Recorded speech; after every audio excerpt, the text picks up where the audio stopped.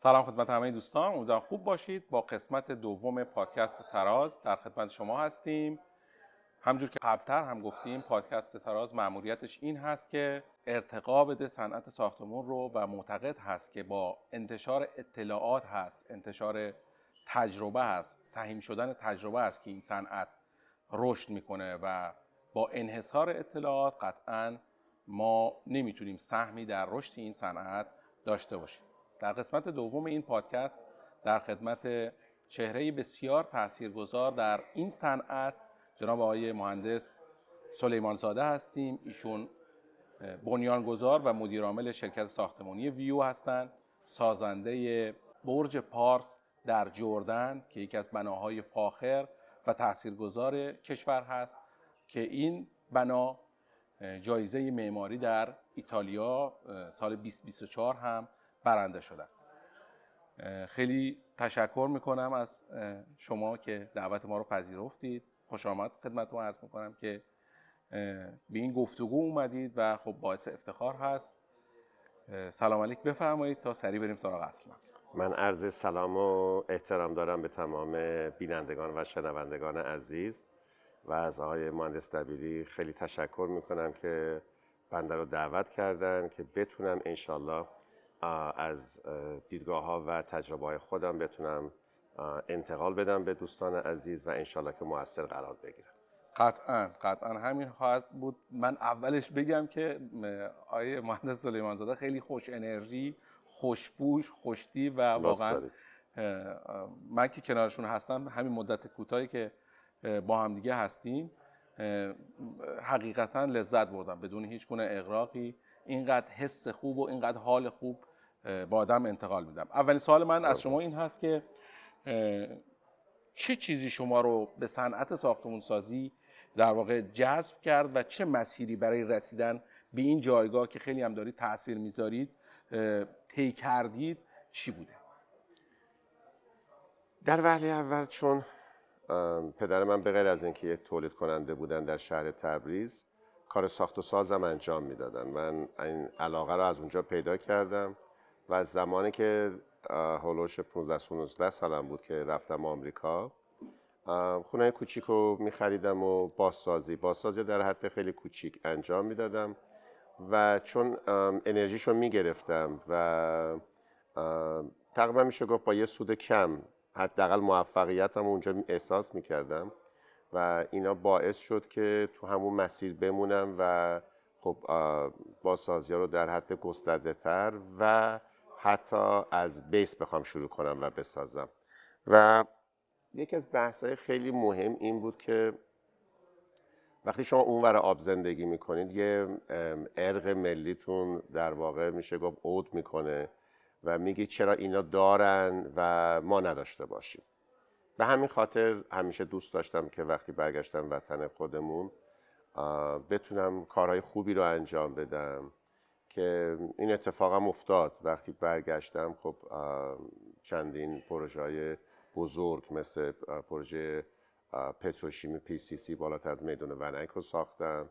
اولین ساختمان روزنامه همشهری رو تو خیابان تندیس جردن انجام دادم و به شهرداری فروختم. یا صنایع شیر پگاه تو خیابان میرداماد 16,000 متر ساختم، به اونا فروختم. همینجوری که داشتم خب می ساختم احساس کردم که خیلی پتانسیل داره شهر ما برای سازهای خاص‌تر و بهتر و همین باعث شد که دیگه اون بحث درآمده فقط مد نظر نباشه. خب درآمده همیشه هست، ولی چرا یه کار متفاوت‌تر و بهتر و خاص‌تر درست نکنم؟ اول اونو در نظر بگیرم بعد درآمده رو، که خوشبختانه خب درآمدش هم باش همیشه میاد دیگه. و این بیشتر باعث شد که من توی این نحوه ساخت و ساز بمونم و چون انرژی مثبتش رو گرفتم هم از خود بنا و هم از مخاطبین، میدیدم که چقدر براشون تأثیر داشته. این باعث شد که من اتفاقا بیشتر توی این مسیر بمونم و حتی سعی کنم بهتر از اینم بسازم. عالی. بس شما مهاجرت معکوس داشتید دیگه. بله. و اون الهام هایی که اونجا از تو بس بازسازی گرفتید نهایتا اینجا یک اثراتی خلق کرد که امروز همه دارن ازش الهام میگیرن و نهایتا اون فیدبک ها و اون انرژی مثبتی هم که به شما میدن خب انگار به نظر میاد انگیزه بخش بوده برای شما که این مسیر رو کماکان ادامه بدید. 100%. سال بعدی که من میخوام بپرسم، خب تو صنعت ساخت همیشه اینجوری بوده که چالش وجود داره و واقعا صبوری، مسئولیت پذیری، غر نزدن و مایندست یا طرز تفکر درستی اگر نداشته باشی خب دوام آوردن تو این صنعت احتمالاً با مشکل جدی مواجه خواهد شد. میخوام بپرسم شما بزرگترین مشکل و چالشی که داشتید چی بوده و چجوری و با چه راه حلایی بهش غلبه کردید؟ هر کاری رو ما بخوایم انجام بدیم خب مسلماً تو مسیرمون چالش خواهیم داد. هر کار بزرگتر و خاص‌تر انجام بدیم خب مسلماً چالشاش بزرگتر خواهد بود به همون نسبت. توی ساخت و ساز بزرگترین چالشی که ما معمولاً داریم شهرداریه و گرفتن پروانه و خب خیلی مخالفت میکنن با یه سری نماها، چون یه نماهایی رو بعضی موقع شهرداری میاد به شما تاکید میذاره که یه نمایی رو بسازید که نمای تلفیقی باشه، یعنی متریال ها، مساله های مختلف رو در کنار هم بذارید، باشد که حتی هویت هم نداشته باشه و اون چیزی که شما تو مغزتون دارین، اون ایده رو خب مسلماً باش مقابله میکنن. همینطور توی برج پارس من این اتفاق واسم افتاد و خیلی سختی ها کشیدم و حتی مجبور شدم که نمای ساختمون رو کاملا پوشش بدم و پشت این پرده ها من کارامو انجام بدم و بعد رو نمایی کنم، کار از کار بگذره. سختی های خودش رو داشت و یکیش نما بود، بحث خود آتش نشانیش هست و اینا که البته امروز من میگم که برای اینکه تا اونجا که امکانش هست ما بایستی که هم سرعت کارمون رو ببریم بالا تا اینکه بخشنامه‌های جدید ارائه نشده و همین که از مشاورای استفاده بکنیم که اکثراً به تمامی ضوابط‌ها و شرایط‌های چه شهرداری، چه آتش نشانی و سازمان‌های دیگر رو مطلع باشن و تو نقشه‌های بدوی ببینن که بتونه این چالش‌ها رو به مینیمم برسونه. بله بسیار عالی. من اون چیزی که از شما میشنوم ایستادگی رو ایده که خیلی تمیزم مثال می‌زنید که من کلا کاور کردم، پوشش کردم، بعد ما رو انجام دادم و خب بزرگترین چالش هم به درستی بیان می‌کنی که شهرداری است، بحث ضوابط و آتش نشانی هست و خب موضوعی که باز هم شما بیان می‌کنید که سرعت کار و ما تا جایی که میتونیم ببریم بالا که دچار در واقع بوروکراسی‌های اداری نخواهیم بشیم. از یه طرفی هم اینجوری صحبت میشه که استفاده از مشاورای خبره که مسلط باشن روی تمام ضوابط. خب با هم صحبت میکردیم، شما زیاد سفر میرید مخصوصا خارج از کشور، اینقدر که گفتید من خارج از کشور رفتم، خود ایران رو کامل شاید نگشتم. دقیقاً. و خب اینجا یه سوال برای من پیش اومد که چه ساختمونایی که شما در سفرهایی که خارج از کشور داشتید شما رو به وجد آورد و نهایتاً تونستید از اونها الهام بگیرید و بخواید تجربتون رو در این صنعت بیان بکنید؟ چی بوده؟ ببینید هر چقدر که ما بیشتر میگردیم در دنیا، حتی داخل کشور خودمون، با یه سری بناهایی آشنا میشیم که هر کدومشون یک تجربه، یک گویای یک دانشی رو داره، یه فرهنگی رو داره به شما میرسونه که اگر ما بتونیم از اینا الهام بگیریم خب مسلماً توی مسیر شغلیمون که همون ساخت و سازه خب بسیار کمک خواهد کرد. مثال میزنم، خیلی از ساختمونا رو ما میبینیم که توی موقع ساختش مثل برج خلیفه در دبی، با اینکه بلندترین برج دنیاست، زیباترین برج دنیا هم هست. یعنی ما خیلی برج‌های بلندی داریم ولی زیاد خوشگل نیستن، به خاطر اینکه خیلی از شرایط‌های خاصی رو براشون ایجاد میکنه، ایستایی، نمیدونم، باد، خیلی از موارد مباحث هستش، سازه‌ای جغرافیایی احسنت، که دست معمار از نظر زیباییش یه مقدار بسته میشه. بیشتر بحث سازه مطرح است. بیشتر بحث سازه است و خب این تیپ ساختمونا توی کل دنیا، ببینید شما نگاه کنین که این پار بیلدینگ رو در نیویورک کی ساختن، هنوزم یکی از زیباترین ساختموناست. اینا خب به ما درس میدن که ما در عین حال که فکر یک بنای خاص، بنای خوب هستیم، خیلی از شرایط‌های رو باید در نظر بگیریم. ما در تهران یه سری ساختمان‌ها داریم که نماهای به نظر خودشون خیلی خوب زدن ولی اصلا قابلیت شستشوی اون نما دیگه وجود نداره. حالا من اسم نمیبرم که بالغ بر 20 ساله که نماها شسته نشدن. حتی این افرادهایی که به صورت عنکبوتی میان و میخوان تمیز کنن، بازم اونا نمیتونن تمیز بکنن. ما قرار نیستش که هر بنایی رو بسازیم و ظاهر قضیه رو داشته باشه. این بحث نگه داشتن و این هم خیلی برامون مهمه. توی خب دنیا میگم خیلی، من تو پاریس بناهای کلاسیک فوق‌العاده خاصی رو که واقعا به درستی طراحی شده، بی خودی پاریس، شهر پاریس میگفتن قدیم که عروس شهرهای دنیاست، هنوزم به نظر من هست. یعنی اون فرمت، اون سبک‌های که چقدر به هم نزدیک هستن، ارتفاعهای ساختمونا در کنار هم، بلواراشون، رعایت خط آسمان خیلی مؤثره و تموم شده نماها، یعنی یک هویت شهری فوق‌العاده قشنگی رو بهش میده که شما اگه چشاتون رو ببرن اونجا پیادتون بکنن متوجه میشین که اینجا پاریسه. ولی الان خیلی از شهرهای دنیا، مخصوصا در خود کشور خودمون، وقتی که ما قرار میگیریم واقعا فقط میتونیم بگیم که تو ایرانه ولی نمیفهمیم حتی کدوم شهرمونه، به غیر از بافتای قدیممون. بله.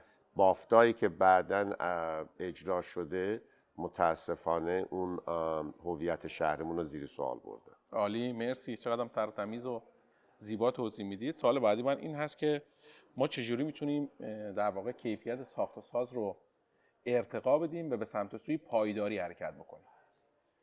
ببین، من همیشه عرض میکنم که توی بحث ملک اولین چیزی رو که باید خیلی بهش دقت بکنیم اون لوکیشن هستش، موقعیت ملکه.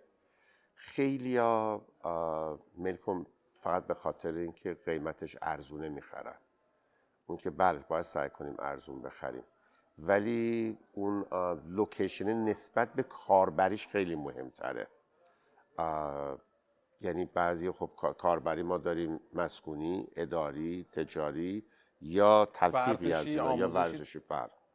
اینا رو لوکیشنش رو خیلی با دقت، یعنی اگر خودمون تخصص این کار رو نداریم سلیقه عمل نکنیم، حتما از مشاورهای کاربلد استفاده بکنیم، نسبت به نوع کاربری لوکیشن رو درست انتخاب بکنیم، متناسب با نوع کاربری جغرافیا رو درست انتخاب بکنیم. دوم اینکه حتما بایستی از مشاورهای کاربلد، مشاور یعنی معمار، یه معماری که واقعا خالق این بنا خواهد بود، که اون هم باز در دفتر خودش مشاورهای زیرین رو که همون سازه از الکتریکال، مکانیکال، نورپردازی، همه اینا رو بتونه در یک قالب به شما این سرویس رو بده. مخصوصا امروز که ما خیلی مواجه دیگه بحثای انرژی هستیم و خیلی خیلی امروز این داره خودش رو نشون میده و ساختمونایی که از تجهیزات و از دستگاه‌های تجهیز شده که انرژیشو کمتر مصرف میکنه، بهینه مصرف. بله، و همون سیوینگ انرژی هست دیگه. حالا هم خود تجهیزات، هم سیستم های هوشمند که بتونه از اینا به درستی عمل بکنه. آب فاضلاب رو بتونه به صورت آب خاکستر در خودش بخشیشو نگه داره و اینا، بخشی از انرژی خودش بتونه تعبیه بکنه. اینا مواردهایی هستن که یک مشاور، یک معمار خوب همه اینا رو با تکنولوژی‌های روز و انتخاب لوکیشن درست بر اساس اون کاربری که وجود داره میتونه با در نظر گرفتن همه اینها. ببین الان خود نحوه این کارکرد طبقات در ساختمان‌هایی که به صورت تجاری اینا هستن خیلی خیلی مهمه، مخصوصا پارکینگ ها. الان ما متاسفانه فقط تعداد پارکینگ ها رو در میارن و ول میکنن، در حالی که این روزانه که ما توی این فضاها داریم استفاده میکنیم از این پارکینگ ها، اگر اینا به درستی و اندازه های درست در نظر گرفته نشن، ملاحظه میکنید که در خیلی از این فضاها در تمامی طبقات پارکینگ ها افرادهایی وایستادن که هدایت میکنن که شما وایستین روبروی رد بشه و اینا. پارکینگ اونی هستش که هیچ کسی نباید اون پایین باشه، به راحتی همه بتونن برن بیان و یا ماشینا که بغل همدیگه پارک میکنن چه ماشینا بیرون نزنن، چه در کنار همدیگه دراشون به هم نخوره. اینا خیلی خیلی مهم هستن که مخصوصا امروز که داره میره، اینا دیگه خیلی یعنی جزئی هستن. امروز اتفاقا ما برای اینکه ساختمونامون رو آماده کنیم برای چند سال آینده، من نمیگم برای 10-20 سال آینده، برای همین 3-4 سال آینده، تمام شارژ ماشینای برقی اینا رو هم باید براشون در نظر بگیریم تو شارژرها رو. زیر ساختار هم مهمه، زیر ساختاشو بذاریم. حالا دستگاهشو ممکنه امروز گرون باشه نذاریم، ولی به قول فرما شما زیر ساختشو بذاریم که اینا هستش که فردا بهتر خواهد فروخت ملک شما رو. و استفاده از متریال درست، استفاده از متریال های سبک، استفاده از متریال های بروز که ماندگارشون بلندتر و زیادتره. ما الان متاسفانه ساختمان‌های ما 10-15 سال نشده کلنگی میشن. چرا؟ به خاطر همین هم استفاده از متریال بی کیفیت، کم کیفیت، یا نحوه اجراشون و فینیشینگ ها و اینا. به نظر میاد که انگار که دوراندیشی براش وجود نداره، آینده نگری براش وجود نداره و شما در واقع به درستی هم میفرمایید که انتخاب مشاور درست میتونه این مسیر رو برای ما. خیلی خوب جمع کردید. دقیقاً همونا، یعنی کلیاتش به این میرسه که اگر ما فقط به حال فکر نکنیم، چون زمان اونقدر داره سریع در تکنولوژی اینا میگذره که اگر ما افق دورتر رو نگاه نکنیم واقعا توی این کار عقب خواهیم خورد و لطمه خواهیم خورد، چون مردم امروز آگاهیشون دیگه خیلی بالا داره میره و اینا خب توی بازار دنبال اون بهترین و امکانات بیشتر رو خواهم بود. مخصوصا عرض میکنم الان ما روزهای فوق‌العاده بدی رو با این نبود انرژی داریم تجربه میکنیم و این تجربه میشه واسه مردم که هر فروشنده‌ای، هر کسی که سازنده‌ای هست میتونه سرویس بهتر رو در این مقطع زمانی به مردم ارائه بده. خب مسلماً اون مشتری‌ها رو برای خودش خواهد گرفت. دقیقاً خیلی هم درست اشاره می‌کنه آقای مهندس.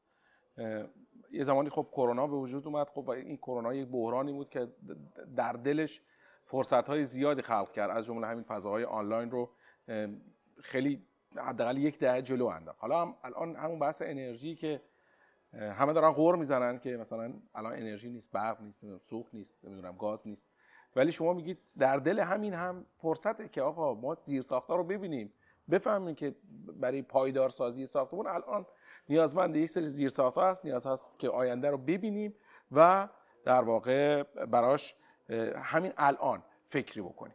خیلی ممنون. برای فعالان ساختمون چه توصیه‌ای دارید که در واقع بتونن کیفیت کارشون رو بهتر بکنن و بتونن اساساً علاوه بر این که اقتصاد پروژهشون رو تامین بکنن بتونن یک اثری بذارن. همینجور که شما تو پروژه های خودتون حالا به اقتصاد اول فکر نکردید، بعدش اقتصاد همونجور که اشاره کردید خودش اومده همش رو کاور کرده.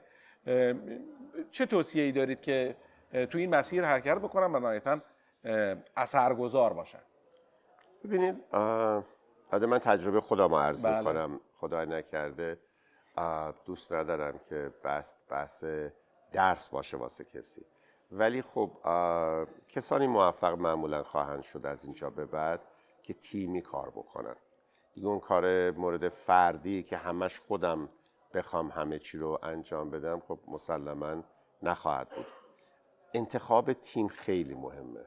در وهله اول وقتی که ما داریم تیم چه مدیریتیمون و اجراییمون و کادر آتولیه‌مون رو داریم آماده میکنیم، انتخاب اینا در وهله اول خیلی وسواس و حساسیت بهش نشون بدیم و کسانی رو هم انتخاب بکنیم که قابلیت یادگیری و تغییرم داشته باشن. بهشون فرصت بدیم، بهشون میدون بدیم که اینا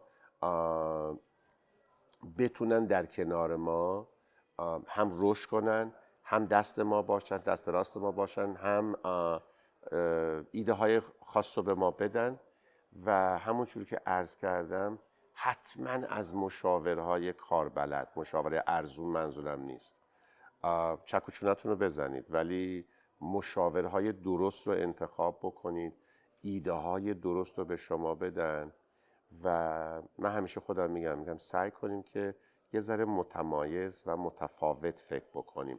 یعنی ما مسئول هستیم به نظر من در ساخت شهرامون، تک تکمون، سازنده ها، مخصوصا معمارامون. اگر امروز شهرهای ما اون هویت رو ندارن، در وهله اول من مسئولین رو مد نظرمه که اونا اون بیس، اون طرح جامعه شهری رو اونا باید درست ببینن. بعد از اون معماران گرامیمون بایستی که ایده و کارهای خاص و یونیک رو معرفی کنن، ارائه بدن و سازندگانم بحثای سلیقه‌ای شخصی خودشون رو بذارن کنار، تبعیت کنن از معماران و سعی کنن که هر کدوممون تک به تک اگر این کار رو انجام بدیم، خب ما یه مسئولیت اجتماعی داریم دیگه در شهرمون که یهویی میبینیم که شهرمون داره زیبا میشه، شهرمون داره هویت پیدا میکنه و مسلماً با توجه به این موارد سازنده ها حتی تو بازارهای رکودم میتونن از این فرصت ها استفاده بکنن. و یه چیزی هم که برای من همیشه خیلی مهمه که به عنوان اصلا خودم مصرف کننده، به عنوان یه خریدار میگم که سعی کنن سازنده ها شناسنامه درست کنن برای ساختموناشون، اطمینان خاطر رو به خریدار، به بهره بردار بدن که چیزی رو که من ساختم تمام اسناد مدارکاش رو دقیقاً به شما میدم.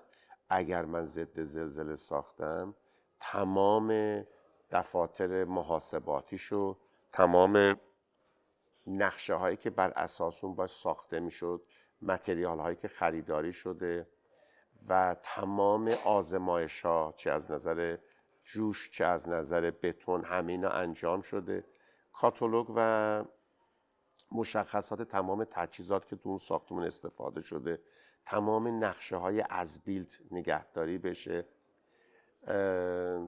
همه اینا به صورت وقتی یه شناسنامه باشه، همکاران مسلماً تو بازار میتونن اعلام کنن که ساختمونی که من دارم به شما میفروشم با خیال راحت با توجه به این مستندات هم گارانتی داره هم ورانتی داره، شما با خیال راحت این ساختمون رو میتونید از من بخرید و یه فضای آرام و حس خوب در این واحد برای خودت داری میخری و اینا.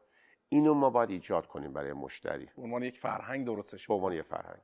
عالی، مرسی. دفترچه فنی ساختمون، شناسنامه فنی ساختمون تاکید آقای مهندس سلیمان زاده است و اعتماد به مشاور و کنار گذاشتن سلیقه‌های شخصی برای اینکه بتونیم یک شهری که در واقع آدمای فنی و آدمای تاثیرگذار که آرشیتکت‌ها و معمارا هستن رو بسازیم و خب روی این موضوع هم خیلی تاکید و به درستی هم تاکید دارم و به نظر من برای من که خیلی الهام بخشه، قاعدتاً برای کسایی که توی این صنعت هم هستن میتونه بسیار بسیار الهام بخش باشه. چشمانداز شما از آینده صنعت ساختمون تو ایران چی هست و ما چه اقدامی برای بهبود وضعیت فعلی میتونیم انجام بدیم؟ از اونجایی که خب توی کشور ما متاسفانه خیلی از صنعت هامون مشکل دارن، یعنی تولید مشکل داریم خیلی از موارد و تنها صنعتی که میشه گفتش که همیشه پایدار بوده همین ملک بوده ولی خب تا دلت بخواد ملک زیاده، اون دیگه ما هستیم که کجا داریم انتخاب میکنیم.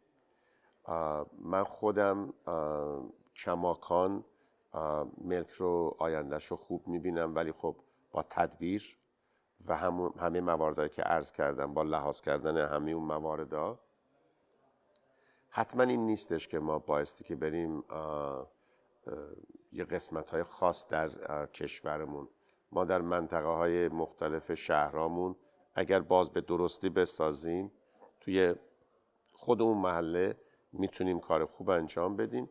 ولی اگر بخوایم یه ذره تخصصی به قضیه فکر بکنیم و اقتصادی بخوایم فکر بکنیم، خب به روز باید باشیم. من امروز میگم که با توجه به بی‌آبی که در کشور ما وجود داره، برای یه سری سرمایه گذارا بهترین جا شمال ایرانه، اونم باز متاسفانه بی رویه داره ساخته میشه که مسئولین اون مناطق هم باعث که به این مسئله دقت کنن، چون این مال نه افراد شخص خاصه نه دولتیه، مال مردم ایرانه و اون مسئولی که بی تدبیرانه داره این فضاها رو در اختیار ساخت و ساز میذاره و اون فضاها در واقع داره یه نوعی با اینکه ساخته میشه ولی تخریب داره میشه، اون فضاهای سبز و زیبا، اون جنگلا و اون دریاهامون و اینا رو اگر ما بعضی از کشورها و شهرها رو مثال میذارم مثل سوئیس و اینا رو که نگاه میکنیم، خب طبیعتش رو خداوند خیلی قشنگ آفریده مثل طبیعت همون شمال کشور ما، ولی اگر هنوز زیباتره به خاطر کاریه که دولت براش چارچوب درست کرده و مردم به درستی که براش تعریف شده ساختن. پس اگر با یه طرح جامع درست شمال بتونیم در اون فضاها یک سازه هایی که با کاربریایی که مورد نیاز هست واقعا تو این فضا، به نظر من خیلی آینده خوبی خواهد داشت. بازم عرض کردم به خاطر اون بی‌آبی و یکی هم تو جنوبم وقتی نگاه کنیم جزیره مثل جزیره کیش خیلی هنوز جزیره قشم و قشم خیلی اینا پتانسیل دارن. ما مگه چند تا از این جزیرات داریم؟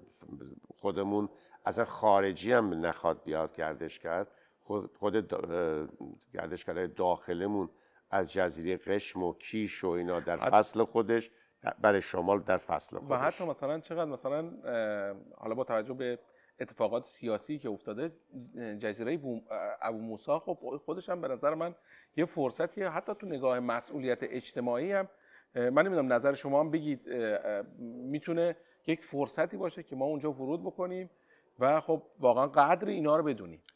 اتفاقا چرا؟ منم به عنوان یک ایرانی احساس مسئولیت میکنم برای اینکه اینقدر دیگه حرف و حدیث مالکیت این سه تا جزیره هامون از کشورهای جانبی پیش نیاد.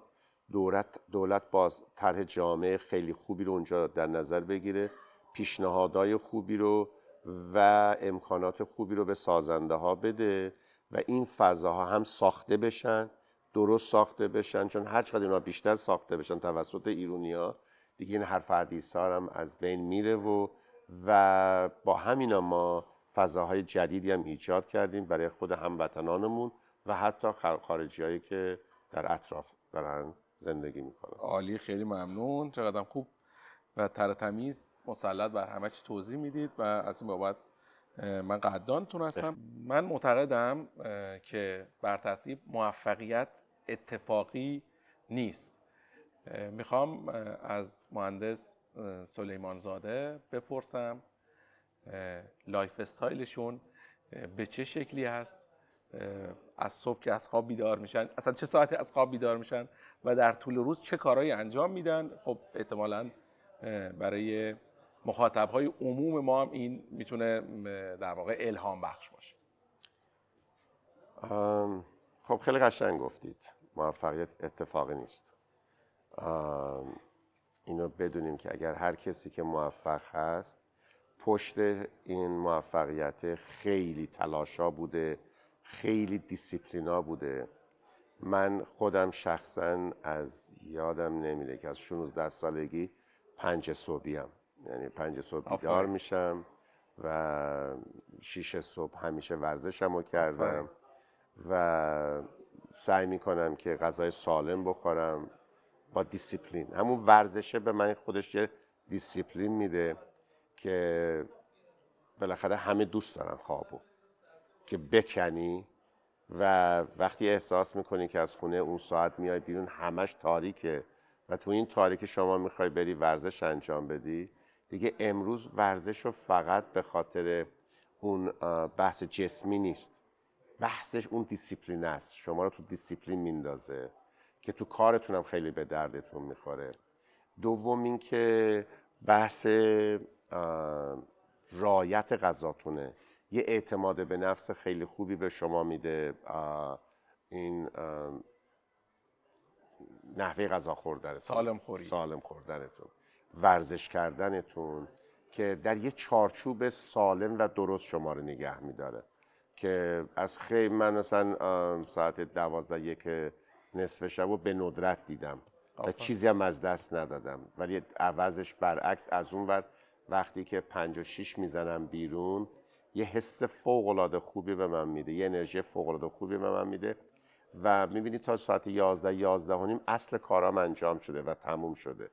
این باعث میشه که شما به پرسونال برندینگ خودتونم اهمیت میدید و اعتماد به نفس خیلی خوبی به شما میده که بتونید در یه چارچوب خیلی خوبی قرار بگیرید و وقتی که مخاطبام اینو احساس میکنن و به شما انرژی میدن، پس شما حس میکنید که کار درست رو انجام میدید. عالی، مرسی.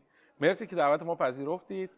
مرسی از شما. خواهش می‌کنم. خب به نظرم گفتگوی بسیار دوست داشتنی بود با شخصی که تاثیرگذار هست تو این مملکت، مایندست درستی داره و با این طرز تفکر خیلی سخاوتمندانه در جای جای ایران میرن و تجربهشون رو در اختیار چه مخاطبای عموم چه کسایی که توی صنعت فعال هستن میذارن و این به خودی خودش شایسته تقدیر هست. لطفاً. تشکر میکنم مجددا از آقای مهندس سلیمان زاده و ممنونم از شما که به پادکست تراز رو میبینید و گوش میکنید.